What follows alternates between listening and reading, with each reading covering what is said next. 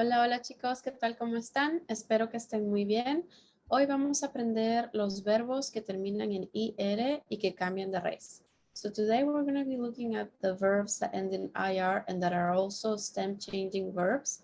And we're going to be looking at them in the past tense or the preterite as we usually call it. These stem changing verbs are only the IR verbs, not the AR and ER verbs, because those do not change in the past, only the present. So I made this presentation for you guys that I'm going to share with some examples to kind of help you guys recognize when to use them and how to use them. It shouldn't be too complicated, I hope. So pay attention to all the examples. As usual, I recommend take notes if you can. And if you have any questions, write them down and then, let me know so I can help you. Okay? So let's go ahead and get started. Okay, so as I said, we're only going to be looking at the ones that end in IR because AR and ER verbs do not have a stem change in the past. Now, I wanted to talk about grammar a little bit before we get started. It may seem like a completely foreign concept to you guys that we are doing so many conjugations, but if you think about it, we also do that in English. Look at this picture here. The verb play or to play can change depending on the tense. Like if you want to talk about something that you do habitually, you can say I play. But if you're talking about something that you're doing just in that moment, you would say I am playing. You add ing to the verb. If you are talking about something that you did in the past with the verb play, you add ed, right? You don't say I play yesterday, you say I played yesterday. Or if it was happening in the past, you would say I was playing. So you change from I am to I was. So when you do that, you do conjugate in English too. So I just wanted to mention that because I know sometimes you may feel like overwhelmed, like why are there so many conjugations? Why are we focusing so much on these? It is because, they're necessary to be clear. Otherwise, it's going to be confusing. Who's doing what, when they're doing it, etc. So, okay. So that being said, let's refresh our memories. When we have AR, ER, or IR verbs, we have to memorize the endings, right? So using the verb comprar, if I want to say I bought something, not I buy, but I bought, it's not yo compro, but yo compré, right? So like I bought milk yesterday. Yo compré leche anoche. You bought water last night. Tú compraste agua anoche. She bought wine last week. Ella compró vino la semana pasada. Okay. Now notice with compramos, a nosotros form, there is not a difference between the past and the present. So it's a little tricky. You have to look at the context. So compramos can mean we buy, but also we bought. So the keywords are going to be like ayer, anoche, la semana pasada, hoy, etc. Okay. And then compraron, they bought. So we have here three different verbs, three different endings. So you can see them side by side. ER and IR verbs have the same endings. AR are as usual, they're different, right? Okay, so this is regular verbs. Today we're not looking at regular verbs, we're looking at stem changing verbs. So the stem, so this part of the verb, I'm sorry, this part of the verb, the stem, this is the stem, this is the ending. So the ending changes, of course, but in the stem, there's also a change. That's why we call them stem changing verbs, right? So what are those stem changing, or what are those stem changes? There are three types. We have the E to I, the O to UE, and the E to I. So one example of an E to I E verb that we can mention is, for example, the verb empezar. Do you guys remember what empezar means? It means to begin, right? So that E, and if you have two E's, of course, you may remember this, it's going to be the one closest to the ending. So the ending is this one is the one closest. So empezar. So if I want to say Spanish class begins at 10, I could say la clase de español empieza a las 10. Okay? A las 10. So I'm using the verb empezar. I switch the E to IE. And also I use the ending that goes with it or él, ella, because we're talking about la clase de español. So it's like an it or an ella, feminine noun. Okay, so if I want to use, I used an E to I. Now I want to use an O to UE verb. That could be the verb poder, which means to be able to do something, or can, translates to can, I can, you can. So I want to say that I can play the guitar. I could say, yo puedo tocar la guitarra. So here I'm using the verb poder. I switch the O to UE, and I use the ending O because that's about me, yo, the first person, right? I. So I can play the guitar. And of course, the second verb did not get conjugated, the verb tocar, to play, because when we have two verbs, we only conjugate the first, not the second, right? The second remains in the infinitive form or not conjugated. Okay, but as I said, we're only focusing on IR verbs, not AR or ER. Like empezar is an AR verb, poder is an ER verb. So we're not looking at those because those do not have stem changes in the past, only the present. That's kind of like the good news, right? We're only going to be looking at IR verbs. Like I have three here: mentir, dormir, y pedir. Mentir means to lie, dormir to sleep, pedir to ask for or to request. Mentir is an E to I E verb, stem changing verb. Dormir is an O to U E verb, and pedir is an E to I verb, stem changing verb. So if I want to say she lies a lot, ella miente mucho. E to IE. This is the present though. We haven't gone, or we haven't started looking at the past tense yet. We're gonna look at the present first and then the past. Okay, so if I'm saying I don't sleep enough, yo no duermo suficiente. Story of my life, guys. Sometimes I don't get to sleep 8 hours. I wish I could. And then pedir. Let's say that you go to a restaurant and you ask for water. So I'm gonna say you ask for water. Tú pides agua. So pedir is an E to I, so I put an I there, and then of course the ES ending because tú, I'm using the form of you, and it's an IR verb, so the ending is ES. Okay, so duermo, pides. Bien, all right, so let's look at all the forms one by one in the present before we get to the past, just to refresh your memory. With the verb pedir, if it's yo, oh, I need to change the color. Yo pido. This one is very important because if you don't change the E to I, this E to I, and you say yo pedo, it means I fart. Don't tell anybody. So you don't want to say yo pedo, you want to say yo pido. Okay, for tú, tú pides. And then usted, él, ella. Pide. Usted pide, ella pide, él pide. And then for nosotros, you remember? There's no stem change verb. Pedimos, sorry. There is not a stem change in the nosotros form. And then ustedes, ellos, ellas, same form, piden. Okay, so what do we see? There's a stem change in all of them except nosotros. So if you think about it, use your imagination, you're gonna see that there's a boot here. Okay, so these types of verbs, we call them boot verbs because they don't have a stem change in the nosotros. The vosotros could be here too, but I never use it, so I never put it, and I never include it. You can learn it if you want, but I don't ask my students to, memorize one extra conjugation when I don't use it. And, all the Spanish-speaking countries don't use it in Latin America, and it's only used in some parts of Spain. So anyway, this is a boot verb. That's why we call it a boot verb. But in the past or in the preterite tense, it's not going to be a boot verb anymore. It's going to be a sandal or a flip-flop verb. What do I mean? Let me show you. Let's go to the preterites.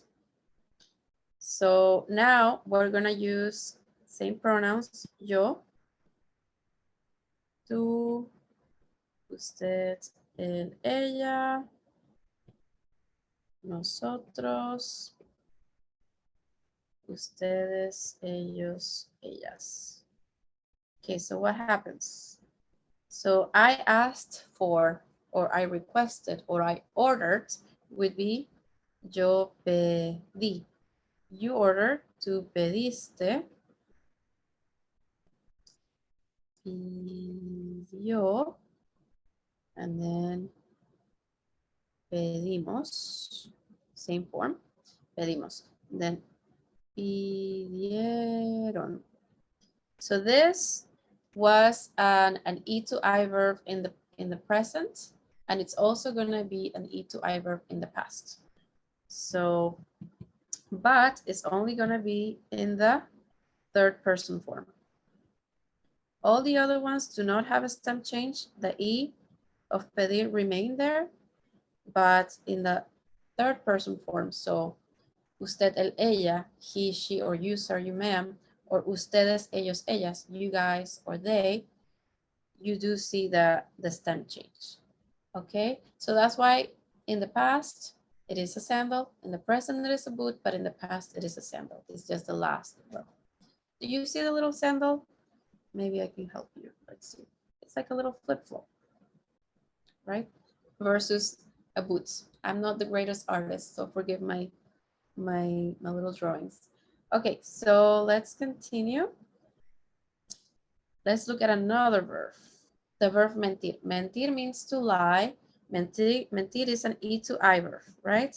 So she lies, ella miente. Do you remember from the previous slide?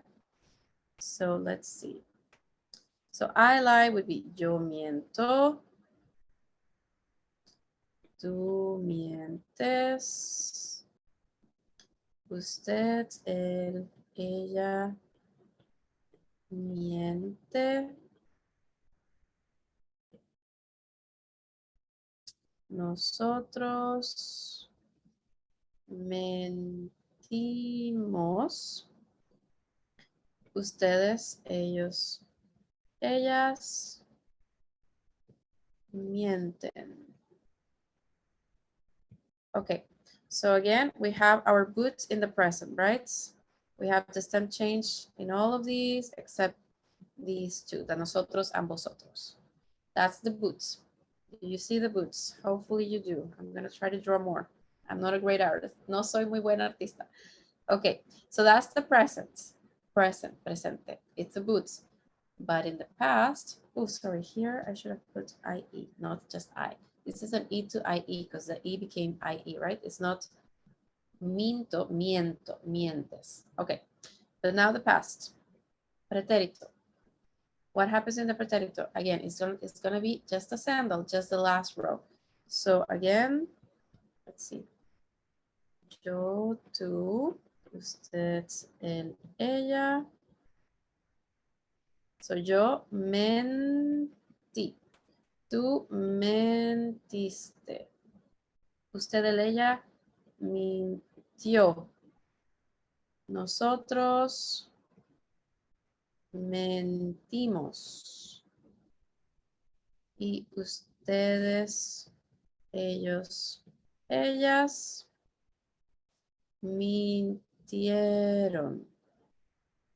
So this was an E to IE in the present, but now it's going to be just an E to I in the past. Okay, E to I.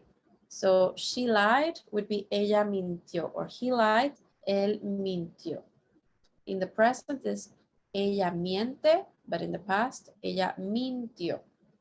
So from E to IE in the present, now it's E to I in the past. That's the kind of, I don't want to say difficult, but challenging, okay, conjugation or thing that you have to remember. Okay. The verb dormir. Dormir is an O to UE verb in the present. So for example, yo duermo, Tú duermes. Usted, él, ella duerme. Nosotros dormimos. Ustedes, ellos, ellas duermen. See, the O of dormir became UE, right?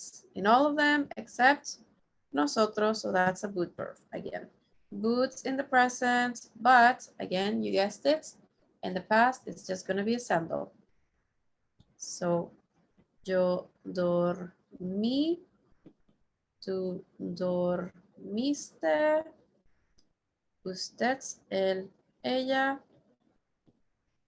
durmió, nosotros dormimos, ustedes, ellos, ellas durmieron. So what happens? The O that usually becomes UE, now it just becomes you. So now it's an O to you, okay?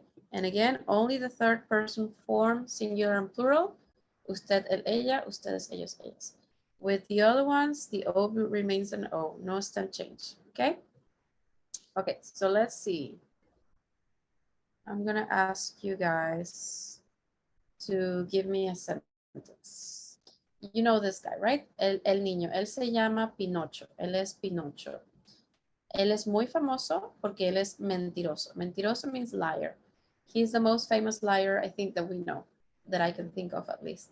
Mentir means to lie. Él es mentiroso, mentiroso, liar. He's a liar. So he's famous for lying to his grandpa in the story, right? So let's first say the sentence in the present. So if we want to say it in the present, I could say Pinocho miente mucho. Okay, here I'm just saying he lies a lot. Pinocho miente mucho. If I want to say Pinocho lies to his grandpa, I could say Pinocho le miente a su abuelo. I need le because this is affecting el abuelo, right? So he's telling a lie to his grandpa.